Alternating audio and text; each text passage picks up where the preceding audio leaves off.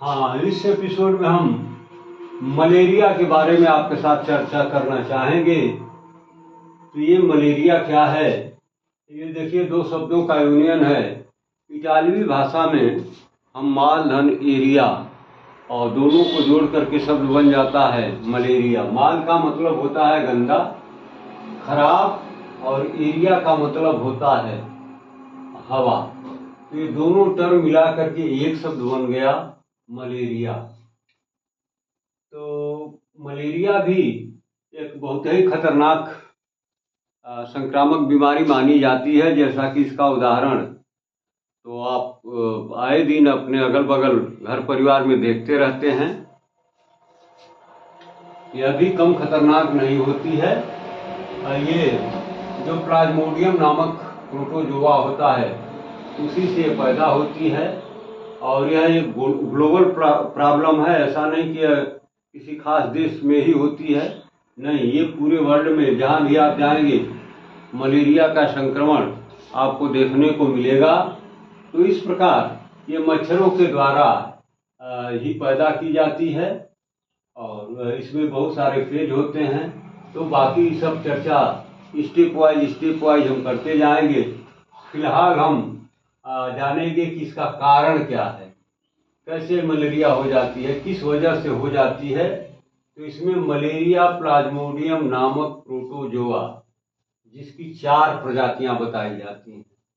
ये क्या है? एक मलेरिया प्लाज्मोडियम नाम का प्रोटोजोआ होता है जो 4 तरह का होता है। इसमें वैरायटी होती है। कौन कौन?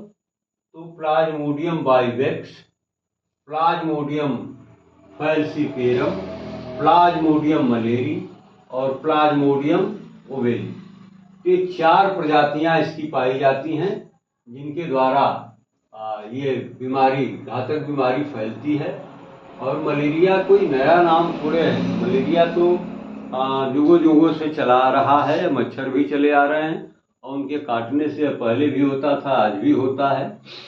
तो इसका असर काफ़ी पहले से है और इसके बारे में आम लोग, सारे लोग जानते हैं। यह कोई नया नाम नहीं है, ना ही ये कोई नई बीमारी है।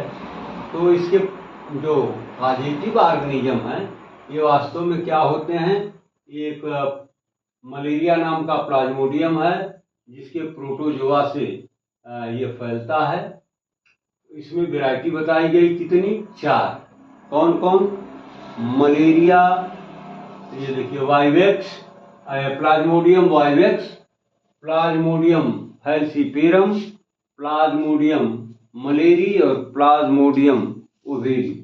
ये 4 ही वो प्लाज्मोडियम हैं जिनके द्वारा इस घातक बीमारी का प्रचार प्रसार या कारण उत्पन्न होता है।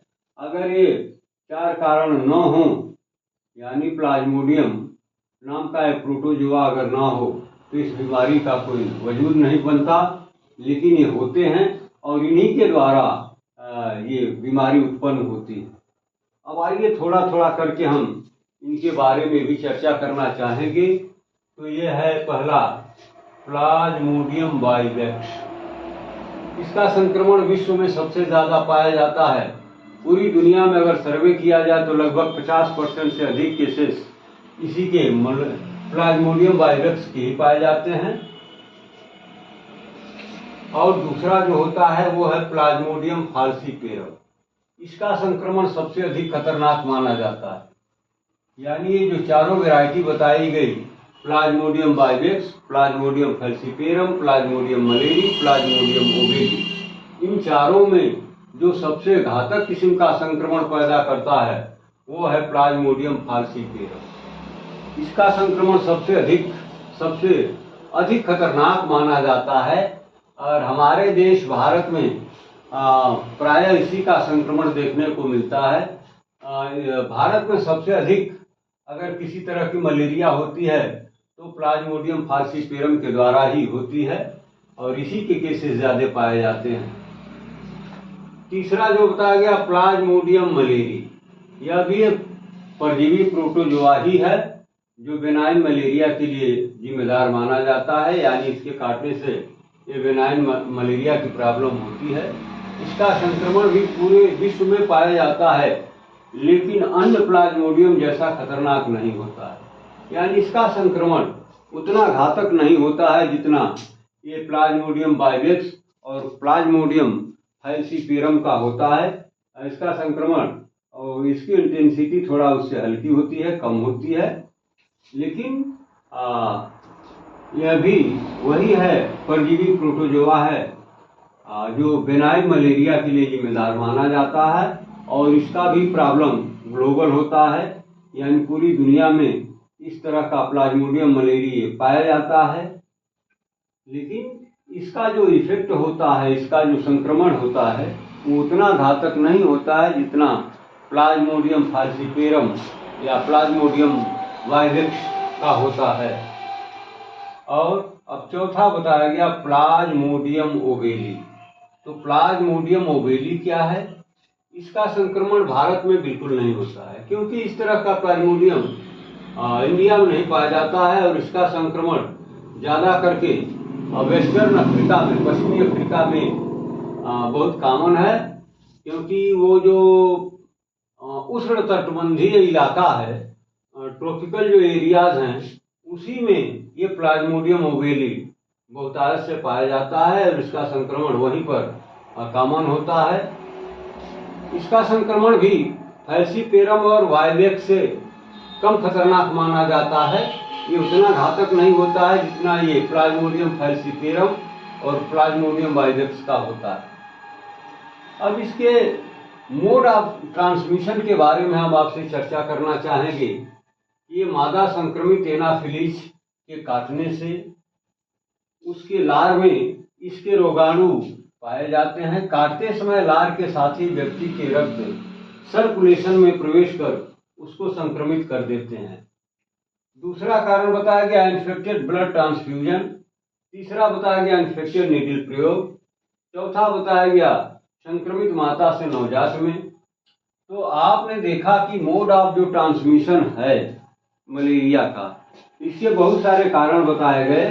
इसके प्रचार प्रसार का जो तरीका है वो कई तरीके से फैलता है, जिसमें जो सबसे पहला और अहम कारण माना जाता है, अगर कोई फीमेल एनाफिलीज, मादा एनाफिलीज ऑलरेडी संक्रमित हो चुकी है, तो वह जब किसी हेल्दी व्यक्ति को काटती है तो ये जो रोगाणु इसका है ये उसके सलाइवा में पाया जाता है। और जब ये उसको बाइट करती है तो उसका सलाइवा जो है वो हेल्दी व्यक्ति के बॉडी में चला जाता है और उसके सर्कुलेशन में मिक्सअप हो जाता है, रन करने लगता है। अब रिजल्ट क्या होता है कि वह व्यक्ति भी इससे संक्रमित हो जाता है। तो पहला कारण जो बताया गया वो है एनाफिलीज, संक्रमित मादा एनाफिलीज के काटने से। यानी मेल एनाफिलीज अगर बाइट करता है तो नहीं, लेकिन वहीं अगर फीमेल एनाफिलीज अगर पहले से संक्रमित है और वह किसी हेल्दी व्यक्ति को बाइट करती है तो अपने लार के साथ ही इसके रोगाणु को उस हेल्दी व्यक्ति के ब्लड सर्कुलेशन में उसको इंट्रोड्यूस करा देती है और वह व्यक्ति इससे संक्रमित हो जाता है। दूसरा है इन्फेक्टेड ब्लड ट्रांसफ्यूजन। ये क्या है भाई?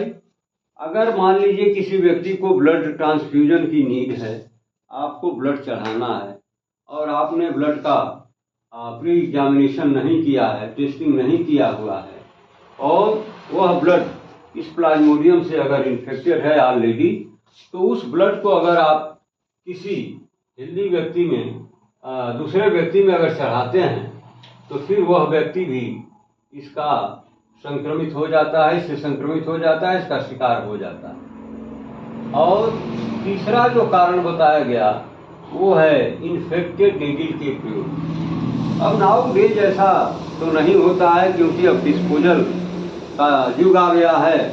हम एक नीडल, एक सिरिंज सिर्फ एक बार एक आदमी में करते हैं। बाकी अगर दूसरा पेशेंट हमें यूज करना है तो उसको हम फिर फ्रेश डिस्पोजल सिरिंज और नीडल का यूज करते हैं। यह बात अब आज के युग में कोई बहुत मायने नहीं रखती है, लेकिन पहले ऐसा होता था कि एक ही सिरिंज और एक ही नीडल को हम बार बार वो डिसइंफेक्टेड करके और दूसरे व्यक्ति तीसरे व्यक्ति को यूज करते थे, लेकिन अब ऐसा नहीं होता है। अब ये प्लास्टिक की जो डिस्पोजल नीडल सिरिंज आ गई हैं, तो हम एक व्यक्ति में सिर्फ उसी के लिए यूज करते हैं, बाकी दूसरे के लिए फिर हम नई डिस्पोजल सिरिंज और नीडल का यूज करते हैं। तो अब इसका कोई बहुत मतलब नहीं रह गया है। बहरहाल ये भी उसके मोड ऑफ ट्रांसमिशन में एक कारक हो सकता है, एक माध्यम हो सकता है। पहले क्या था, वो ग्लास की सिरिंज आती थी और नीडल आती थी मेटल की, तो हम उसको बार बार शुद्ध करते थे और एक नहीं अनेक व्यक्तियों में उसका यूज करते थे। तब ये चांस बनता था इन्फेक्टेड नीडल के प्रयोग से किसी भी बीमारी का, या खास तौर से प्लाज्मोडियम के केस में वो दूसरा व्यक्ति इससे संक्रमित हो जाता था। लेकिन अब आज ऐसा तो है नहीं। फिर आगे देखते हैं, संक्रमित माता से नवजात शिशु में अगर कोई इन्फेक्टेड मदर अपने नियोनेटल को, इन्फेंट को ब्रेस्ट फीडिंग कराती है, तो उसके द्वारा भी वो नवजात जो है इससे संक्रमित हो सकता है, इससे संक्रमित हो सकता है। तो ये सब कारण आपको बता दिए गए। कौन कौन से कारण?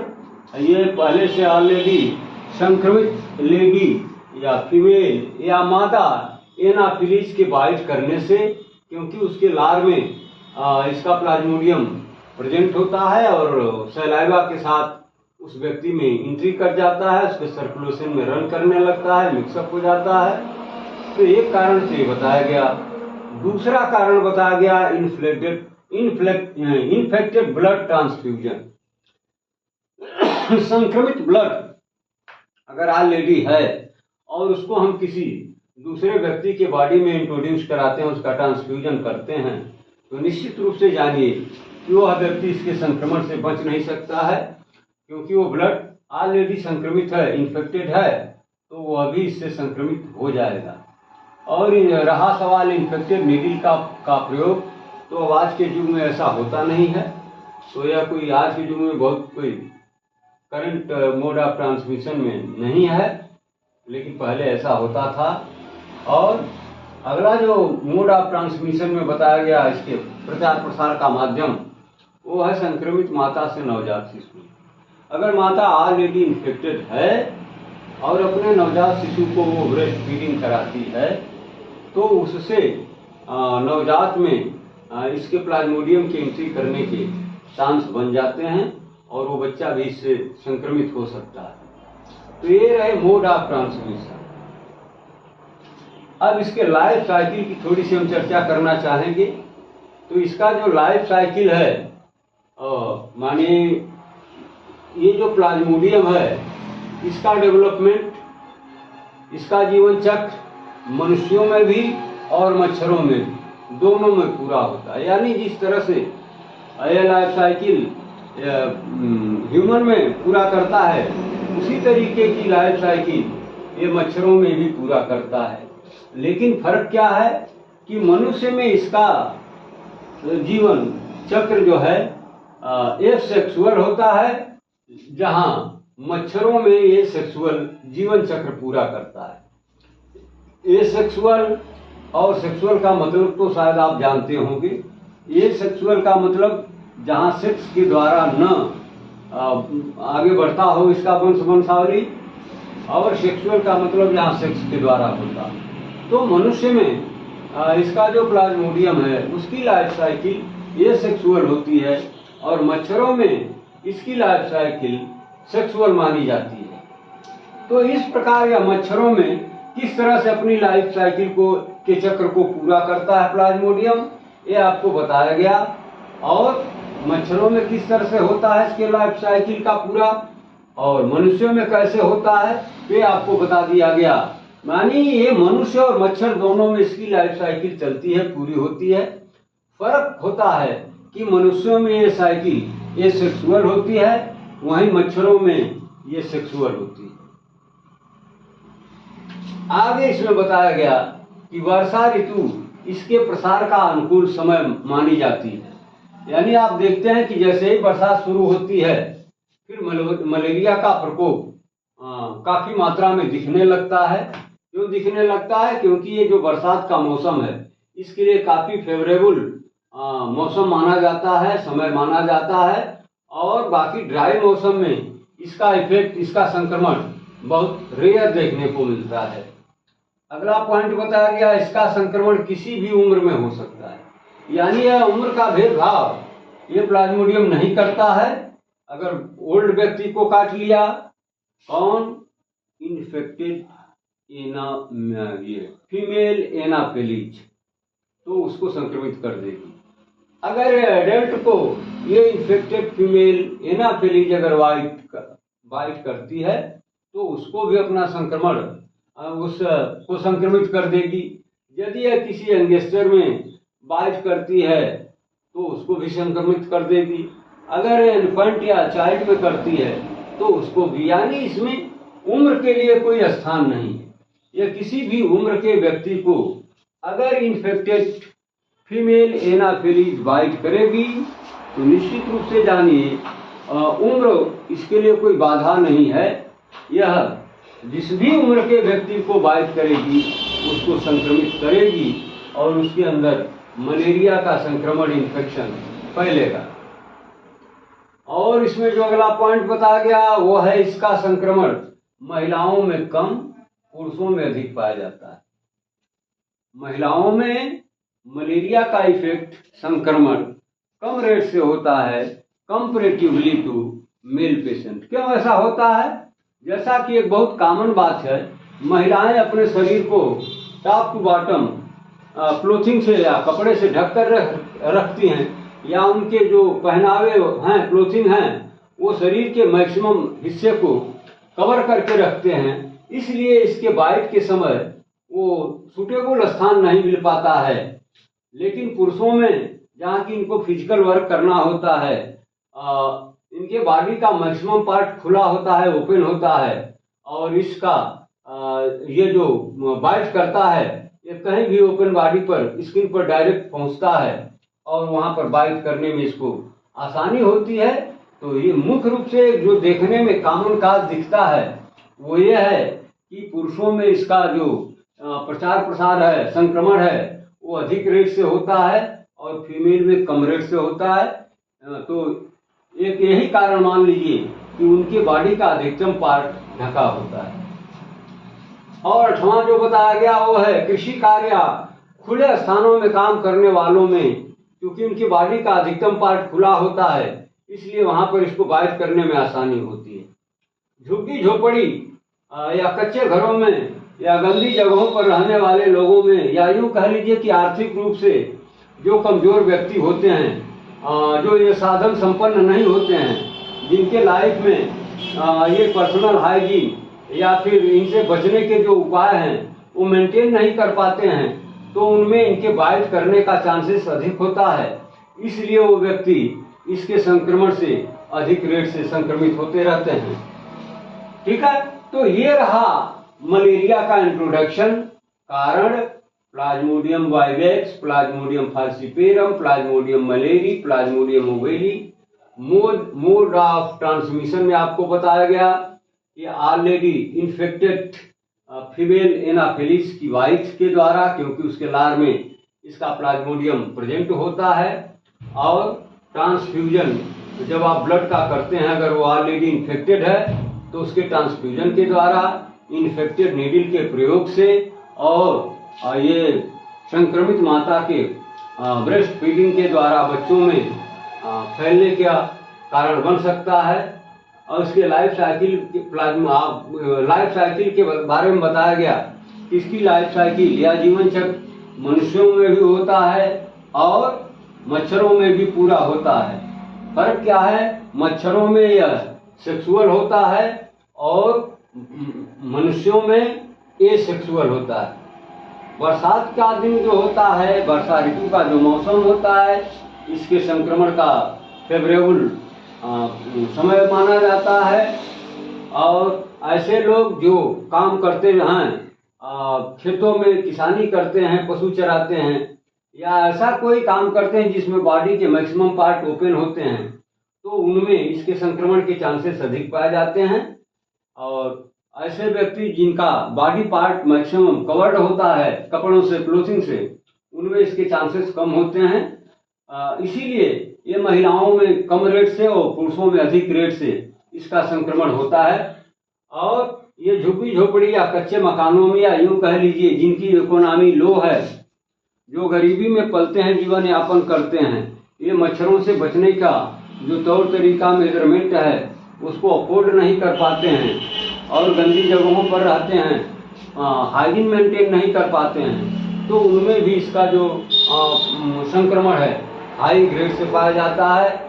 और जिनकी इकोनॉमी हाई होती है, अच्छी होती है, वो सारे संसाधन को मेंटेन कर पाते हैं, तो उनमें इसका रेट कम होता है। फिर बाकी इसमें अभी बहुत कुछ हमें चर्चा करनी है, जो हम अगले एपिसोड में आपके साथ चर्चा करना चाहेंगे।